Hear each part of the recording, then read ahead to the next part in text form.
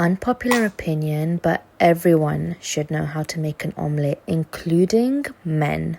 To be fair, I understand the struggle. I've had my fair share of failed omelettes, but with a few hacks, you can create the most perfect omelette ever. Let me show you how. You want to first start off by washing and prepping your vegetables. I'm using mixed peppers. I actually don't know the difference between different colored peppers. Does it taste different if it's a different color? I have no idea. But yeah, I just sliced those up into cubes, and then I'm going to be using some mushrooms. Mushroom in an omelette is a must. I'm sorry, you cannot skip the mushroom because it just elevates the omelette to a different level. I always say this to my friends, but I would hate to have a husband who's a picky eater. I would actually be stressing. I need a foodie that loves everything, you know. Once everything is chopped up, you're going to add some butter into a pan. Key is to use a really good and thin non-stick cooking pan. I absolutely love the taste and flavor butter gives to an omelette. You want to first lightly saute your peppers and then add in the mushrooms after. You want to fry these for around 5 minutes, just until the mushrooms start to change color.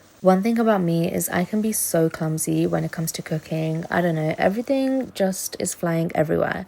I don't know if that's a me thing or if that's universal. Next, we're going to be prepping for our egg base. So I love adding spring onion into my eggs. You can use white onions, you can use red onions, but there's just something about spring onions that are so good within an omelette. And to be fair, chopping this up is so satisfying. Also, when it comes to the vegetables, I like to cut up the whole thing because I'm not going to be using a chopping board every single day. That is so long. So yeah, I always end up cutting the entire thing. So all of the peppers, the mushrooms and the spring onion, and then I add it into containers to use throughout the rest of the week. I also cut up some green chili and coriander because I love how it tastes in the omelette. Then you're going to get a bowl. I'm using 3 medium-sized eggs and mix that together. You do want to whisk the eggs really well to ensure you have a fluffy omelette. And then we're going to season the eggs. I'm using some salt, a little bit of red chili flakes, some red chili powder, and also some black pepper powder. Very basic, that's all you need. And then I'm going to be adding in a few tablespoons of whole milk because this also ensures that the omelette is quite fluffy. And to the eggs, I'm adding in a little bit of the spring onion, some coriander and the green chili. The green chili I used is a bullet green chili, I believe that's what it's called.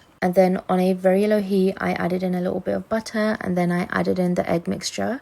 The key is to keep swirling it around until the middle starts to cook. And then once the omelette has started to set, you're going to throw in your cooked vegetables. When you do add the vegetables, make sure you add it to one side of the pan. Using a spatula, and ensure you're using a non-stick spatula, you're going to press the sides of the omelette. Keep twisting the pan around, and after a few minutes, once everything is set, add in some mozzarella cheese. Now I did add in a lot of vegetables because that's just the way I like it, so the omelette is harder to fold. Nevertheless, it does still come out really nice in my opinion.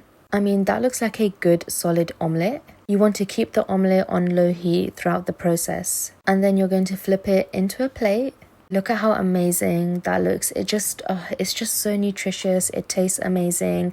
And it's even better with ketchup. I mean, just look at that cheese pool. It is so beautiful. So easy. That's how you make an omelette.